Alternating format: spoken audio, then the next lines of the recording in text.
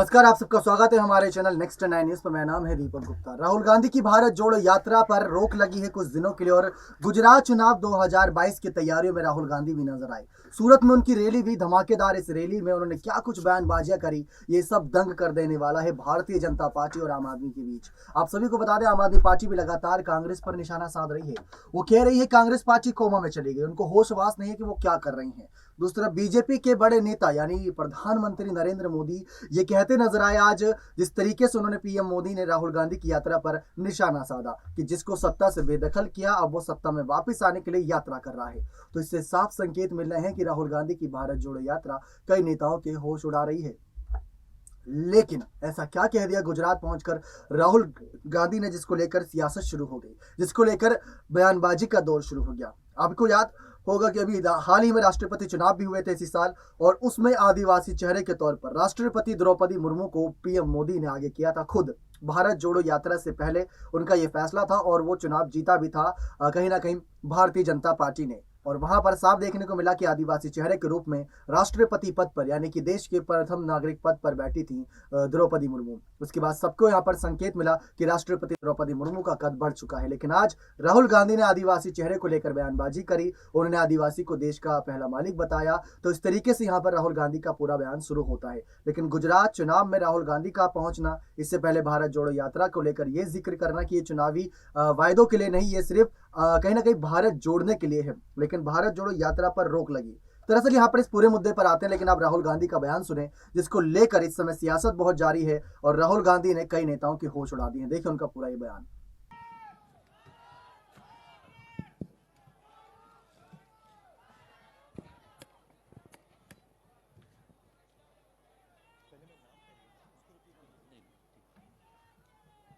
अशोक गहलोत जी, जगदीश ठाकुर जी, भरत सिंह सोलंकी जी, पीरजादा जी, शिवाजी राव मोगे जी, अनंत पटेल जी,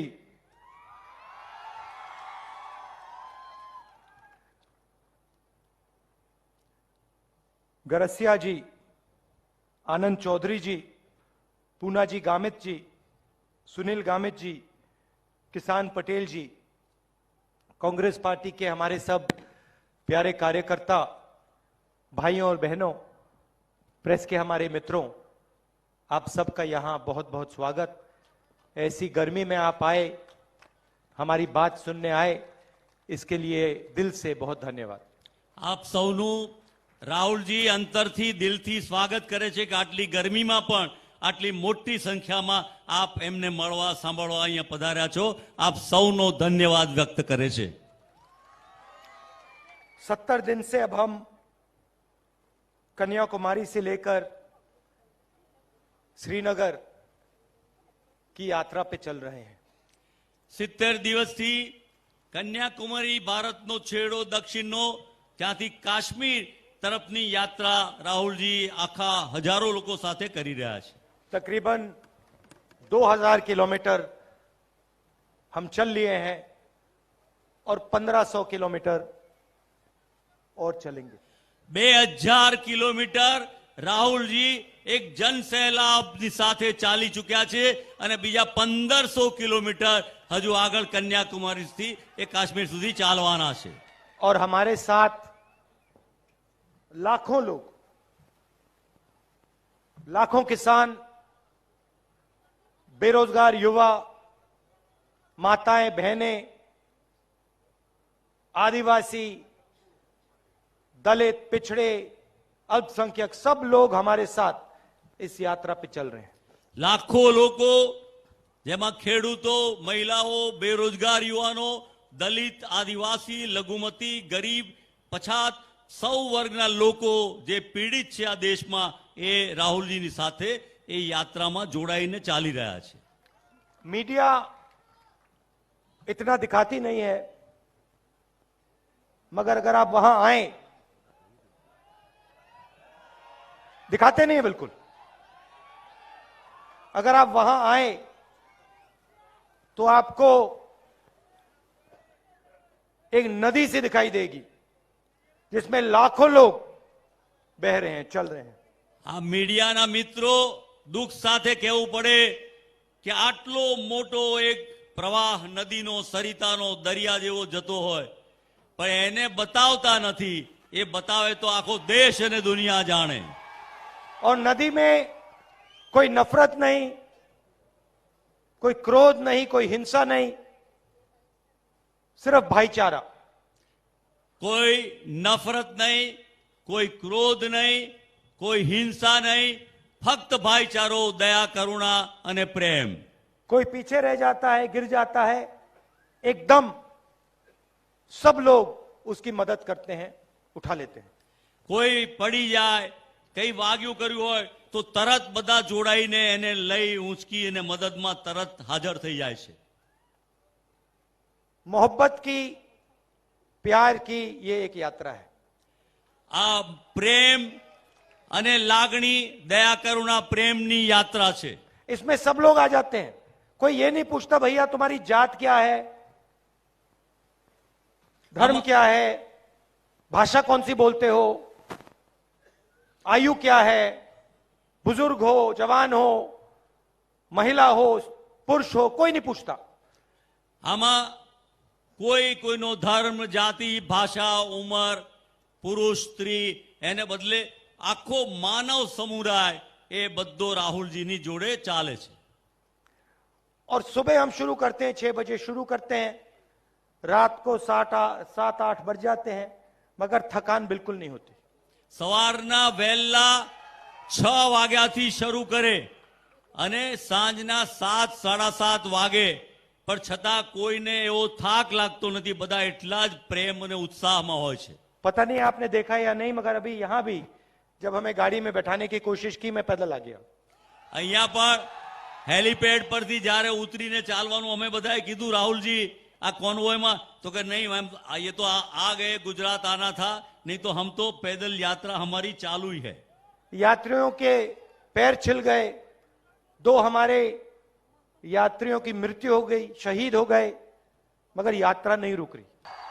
तो उन्होंने मुझे एक किताब दी, इतनी बड़ी थी, फोटो की किताब थी. 6 साल का बच्चा था, मुझे आदिवासियों के बारे में इतना मालूम नहीं था. किताब का नाम था तेंदु एक आदिवासी बच्चा, और उसमें किताब एक आदिवासी बच्चे के बारे में थी और सारे के सारे चित्र, सारे के सारे फोटो जंगल के बारे में, उस बच्चे के बारे में, उसके जीने के तरीके के बारे में थे. और मैं दादी के साथ ये किताब पढ़ता था. दादी मुझे समझाती थी, फोटो दिखाती थी. एक दिन मैंने दादी से पूछा, दादी ये जो किताब है ये मुझे सबसे अच्छी लगती है, आपको इस किताब के बारे में क्या लगता है? तो दादी कहती हैं कि राहुल ये जो किताब है ये हमारे आदिवासियों के बारे में किताब है. ये हिंदुस्तान के पहले और असली मालिक हैं.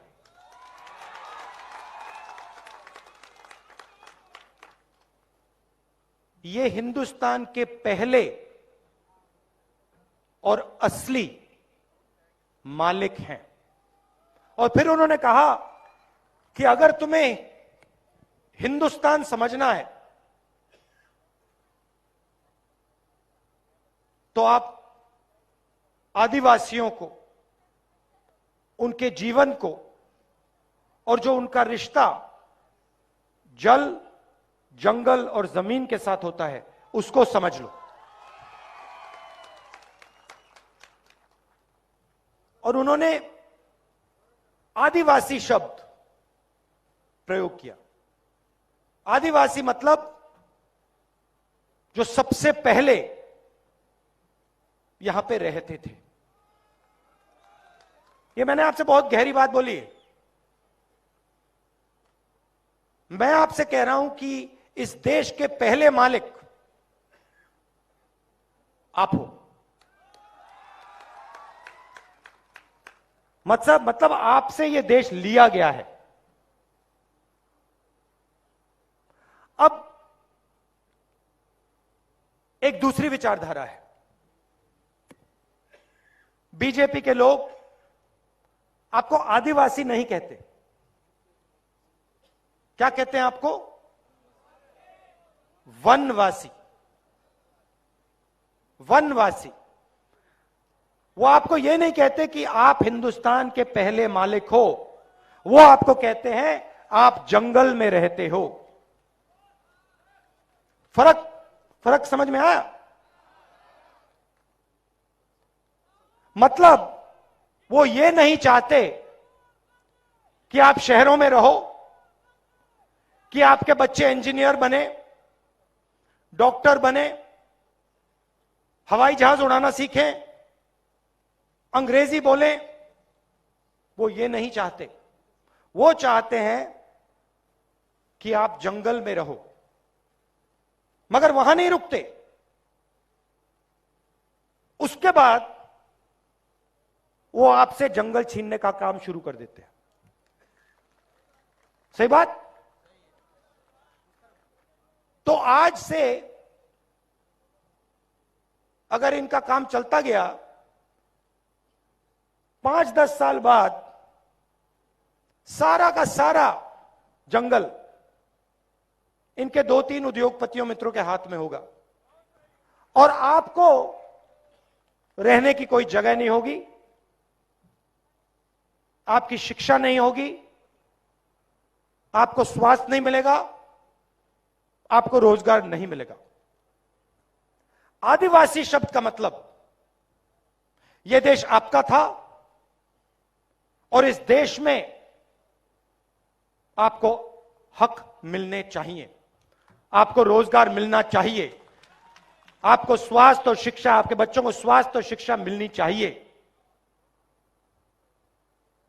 वनवासी का मतलब जो भी आपका है वो 2-3 उद्योगपतियों के हवाले कर दिया जाए, आपको कोई हक ना मिले, आपको शिक्षा स्वास्थ्य ना मिले, आपके बच्चों को रोजगार ना मिले। ये 2 अलग अलग दृष्टिकोण है।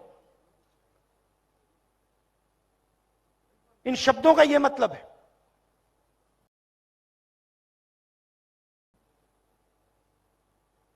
आप वनवासी नहीं हो, आप आदिवासी हो और यह देश आपका है,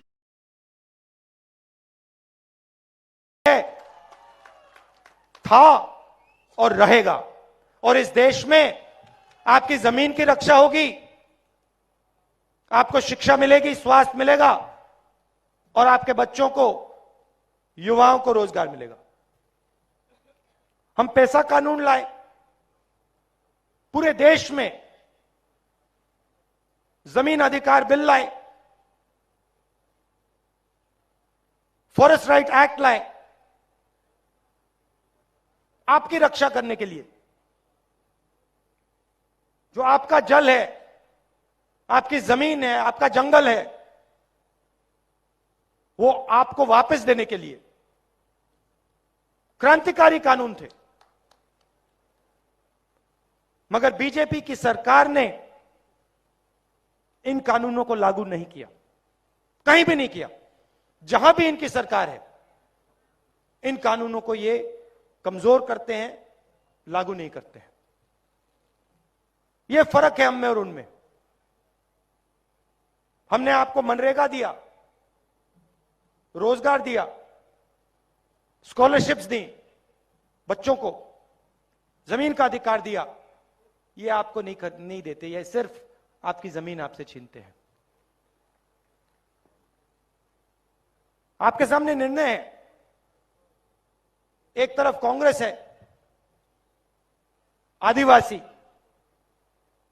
दूसरी तरफ बीजेपी है, वनवासी। एक तरफ आपकी जमीन, आपके हक, शिक्षा, स्वास्थ्य, रोजगार, दूसरी तरफ दुख और आपके सारे के सारे सपने अधूरे।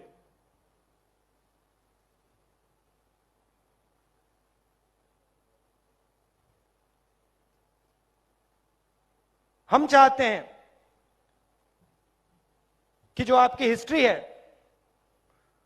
इतिहास है, जीने का तरीका है,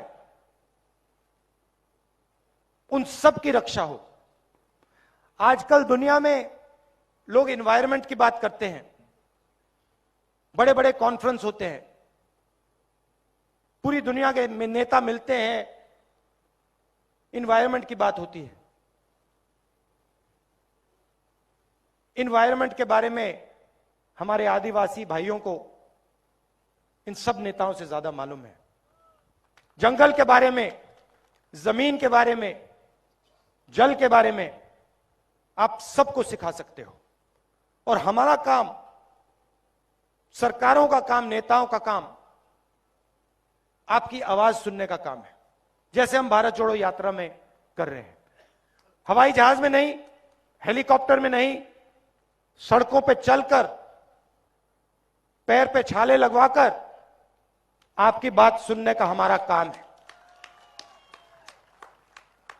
आप सब यहां दूर दूर से आए, इतनी गर्मी में आए, मैं दिल से आपका धन्यवाद करना चाहता हूं।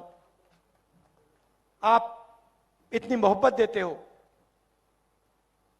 इतना प्यार देते हो, इसके लिए बहुत बहुत धन्यवाद। नमस्कार, जय हिंद।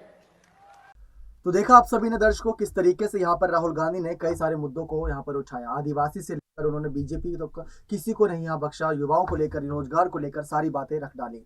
लेकिन सबसे बड़ा विषय था हमारा कि भारत जोड़ो यात्रा क्यों रोकी गई। क्या खड़गे का फैसला था या इसके पीछे कोई और राजनीतिक सियासत थी? क्योंकि आप जानते हैं मल्लिकार्जुन खड़गे अभी हाल ही में अध्यक्ष बने और भारत जोड़ो यात्रा को लेकर बार बार एक ही शब्द कहा जा रहा था, यात्रा नहीं रुकेगी। जी हाँ, वो रुकेगी शब्द जो था वो अपने आप में चर्चा था, लेकिन अब ये रुकी है यात्रा और यात्रा रुककर गुजरात पहुंची है रैली के तौर पर, यानी यात्रा रैली में बदल गई, ये किसी को होश खबर नहीं। तो यही बात आम आदमी पार्टी कह रहे हैं, लेकिन कांग्रेस, बीजेपी और आम आदमी पार्टी, ये त्रिकोणीय जो चुनाव की स्थिति बनी है ना, ये स्थिति बनी है केजरीवाल, राहुल, मोदी जी की वजह से।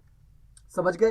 अब इसी पूरे सियासी समीकरण को सॉल्व करने के लिए बातें की जा रही हैं कि इस बार सत्ता का विकेंद्रीकरण, सत्ता का केंद्रीकरण कहीं ना कहीं बीजेपी के झुकाव में रहेगा, क्योंकि कांग्रेस, आम आदमी पार्टी आपस में लड़ती रहेगी और बीजेपी फिर से मलाई खा लेगी। लेकिन बीजेपी ने कहा था कि इस बार लड़ाई कांग्रेस और आम आदमी पार्टी के बीच नहीं, बल्कि कांग्रेस और बीजेपी के साथ है। तो इस तरीके से पूरी चर्चाएं हो रही है। लेकिन क्या आप मानते हैं राहुल की इन यात्रा का असर गुजरात चुनाव में पड़ेगा? क्या 72-77 सीटों के जीतने के जो लगातार दावे इस बार कांग्रेस फिर से कर रही है? 77 सीटें पिछली बार जीती थी, इस बार 62 का सर्वे आंकड़ा बता रहा है, इससे पहले 36 का बता रहा था, लेकिन सर्वे मीटर 62 तक पहुंच चुका है। अब क्या यही और बढ़ेगा? क्या ये आगे 80, 90 या फिर बहुमत के आंकड़े क्रॉस करेगा? ये देखना बेहद ही दिलचस्प रहेगा। अपनी राय कमेंट सेक्शन में जोड़ दीजिएगा कि राहुल की यात्रा, राहुल की छवि गुजरात चुनाव की कितनी सीटों पर असर डालेगी। बने रहे चैनल के साथ ऐसी और तमाम जानकारियों के लिए बहुत बहुत धन्यवाद।